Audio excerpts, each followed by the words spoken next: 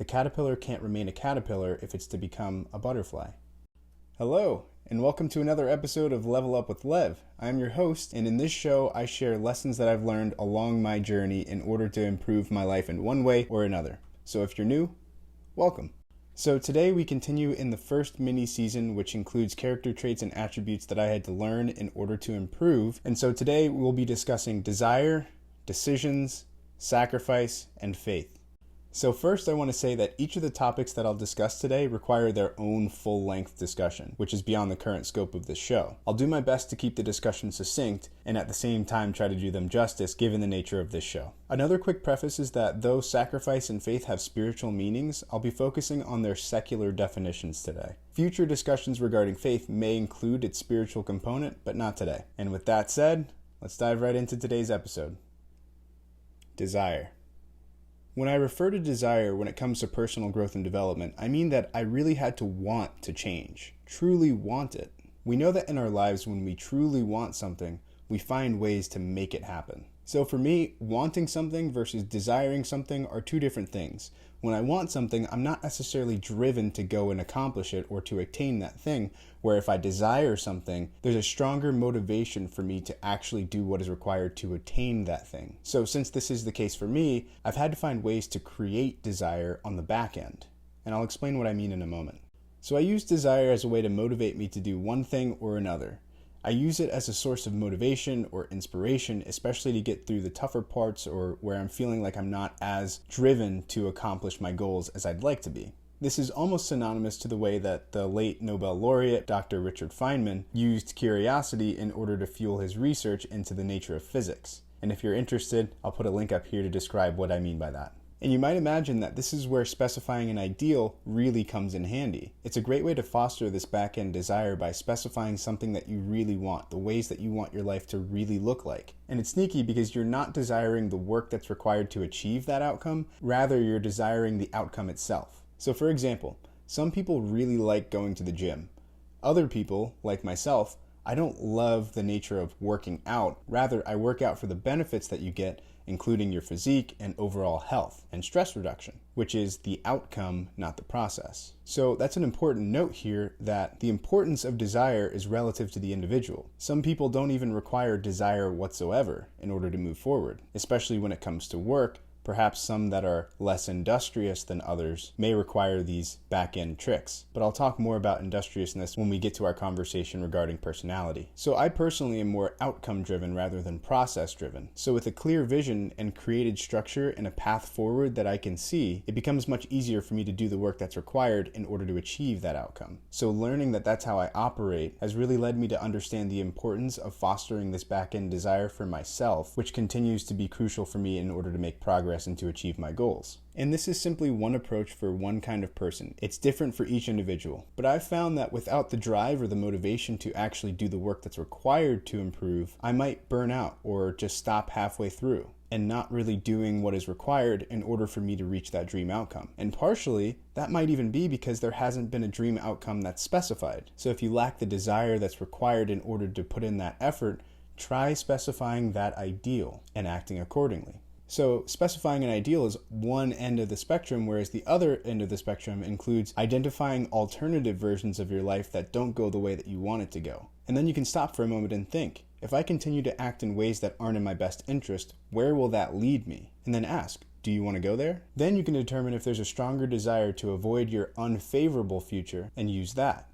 I certainly did. And in another situation, you can use both. In the ideal circumstance, I realized that I could move toward my specified ideal and away from my undesirable future by acting in ways that lead me closer to my ideal and further away from the undesired outcome. And note as well that the influences we're exposed to have an influence on our desires, either through inspiration or motivation, or even dissuasion through judgment, pressure to fit in, or their habits rubbing off on you. So keep that little nugget in mind for now until we get to our discussion on influences. So one final thing I'll mention regarding desire is that I try to monitor what I desire in different circumstances. Some things I desire might provide me more short-term gratification versus long-term satisfaction and fulfillment. So I try to maximize desiring those things that provide me with an internal sense of well-being and fulfillment in the long term, and understand that those surface level gratifications can potentially lead me into a cycle of always wanting more, whether that's material or otherwise. And don't get me wrong, I do like material items. I just try to strike a balance between desiring those things that provide me that short-term gratification versus the long-term gratification that I know will provide me with a deeper sense of fulfillment and joy.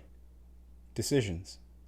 So I know I spoke about decisions in the earlier episode regarding the order framework, but it's so crucial and so important that it really deserves rehashing here. So even when it comes to specifying an ideal, that in and of itself is a decision. Specifying an ideal that you want to work towards involves making a series of decisions about the different aspects of your life, which inevitably involve you reducing the space of potentiality and moving in one direction. And this follows the section on desire because at the end of the day, it doesn't matter how much we desire something if we don't decide to do what is required in order to move towards it. And conversely, as I mentioned before, deciding to avoid an alternative, an unfavorable future. So when it came to self-improvement, I had to understand that I had to want to develop and grow.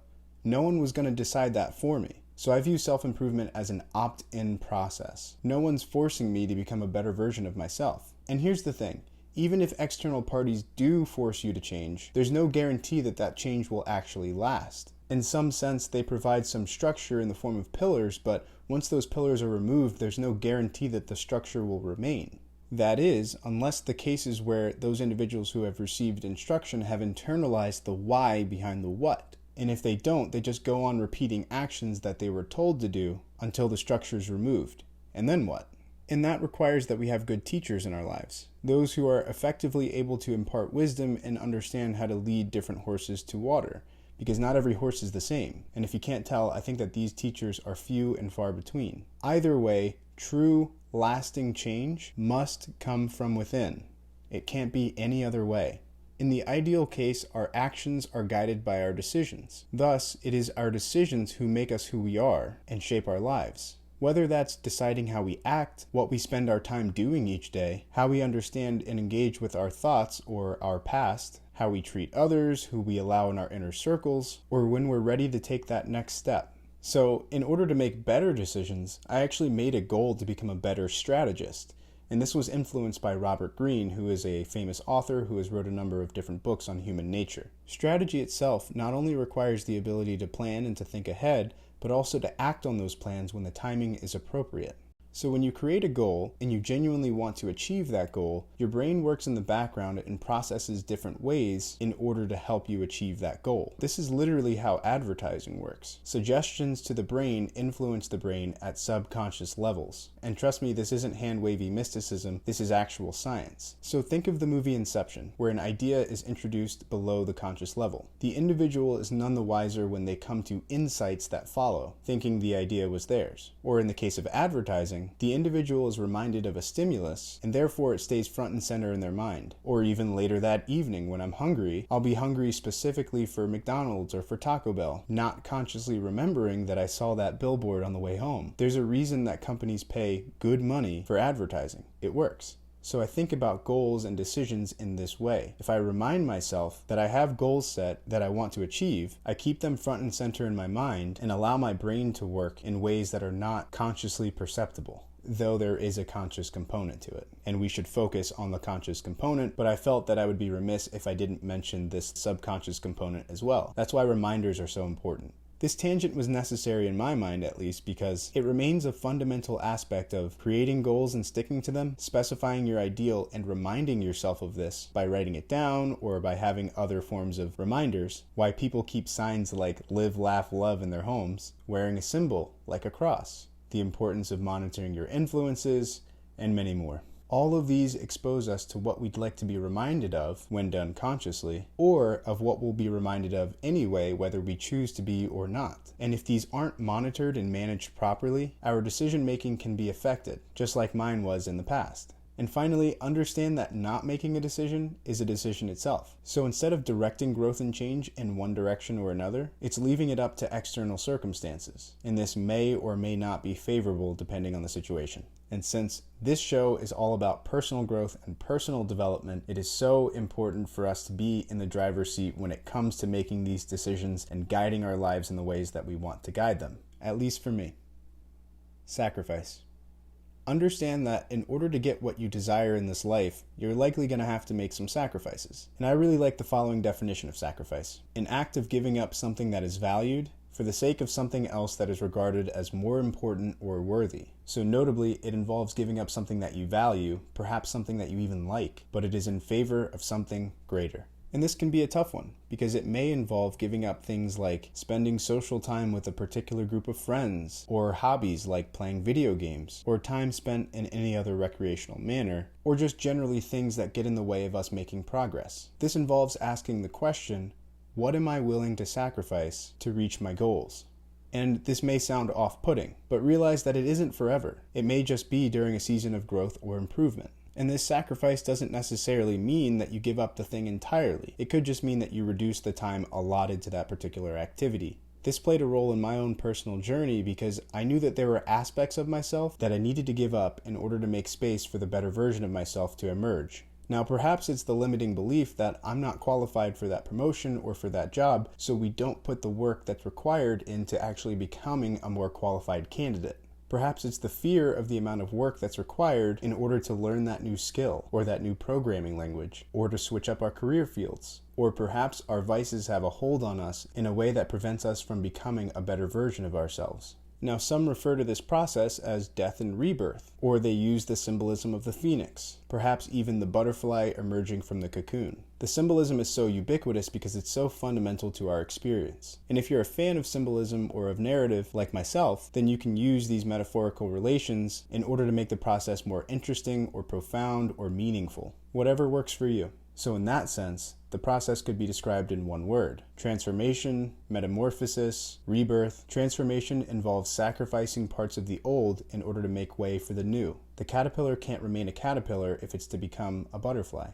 And when we specify our ideal future and we move towards it, we're sacrificing the alternative outcomes. When we're studying for and trying to pass an exam or to get a certain degree, we're sacrificing the time that we could spend socializing or having fun or doing things that aren't going to move us in the direction that we want to move. So in order for me to become more like future Lev, I had to shed all the dead weight that was holding me back from becoming like him. My bad habits, my poor decisions, unacceptable behavior, limiting beliefs, they all acted as weight that was holding me back from my ideal future. Think of baggage on an airplane. Putting excess weight on an airplane can make it fly much slower. It can even make it such that it's unable to take off from the ground. And hey, if it helps, think of it like a trade. You have to trade time, hard work, consistency, and persistence in order to reach a goal that you specify for yourself. Nothing in this life is free, and that sounds like a fair trade to me.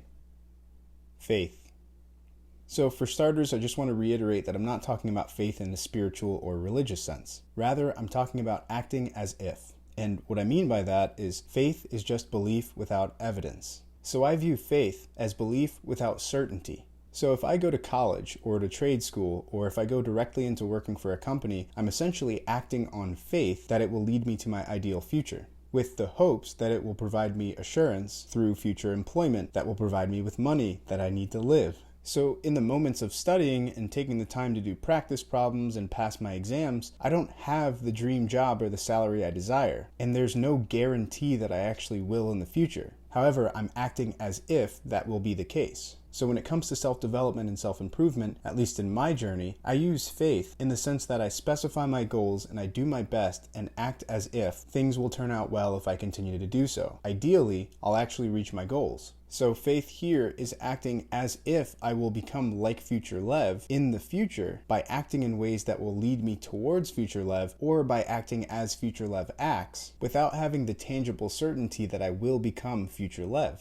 So since I don't currently have the tangible evidence that I will become like future Lev, I'm acting as if I will through the adjustments of my behaviors and my approaches. So to put this all together, in order for me to have made the progress that I've made and continue to make, I fostered back-end desire by actually specifying my ideal future and having a pretty good idea of what that looks like. And as I mentioned in the last episode, I physically wrote a lot of this down. I also have a good sense of what I want to avoid in my future, which helps to increase the desire for my specified ideal. Once I generated this initial desire, I had to make the decision to act in ways that will lead me toward that specified ideal and away from unfavorable alternatives. I also made it a goal to become a better strategist in order to make better decisions. Without this decision step, I found myself previously in a state of free fall, not knowing when or where I'm going to land. I also understood that not making a decision is a decision itself. Then I came to realize and internalize that there were parts of myself that I had to let go of in order to make room for the greater versions of myself to emerge. I had to give up bad habits and poor decision making and reassess how I've acted in my past and analyze how those parts weren't serving me well on my journey to become future Lev.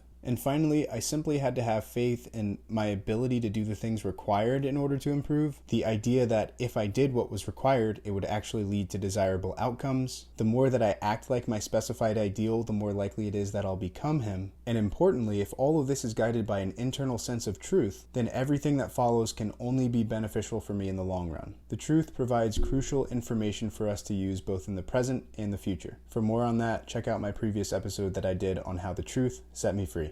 And that wraps up today's episode on desire, decisions, sacrifice, and faith. If you like this episode, leave a like down below, and I actually am curious to hear your thoughts. So please leave a comment down below if you have any thoughts on anything that was discussed in today's episode. As usual, follow me on the social medias if you don't already, at Level Up with Lev or some slight variant. I hope you enjoyed today's episode, and I hope you have a great rest of your day.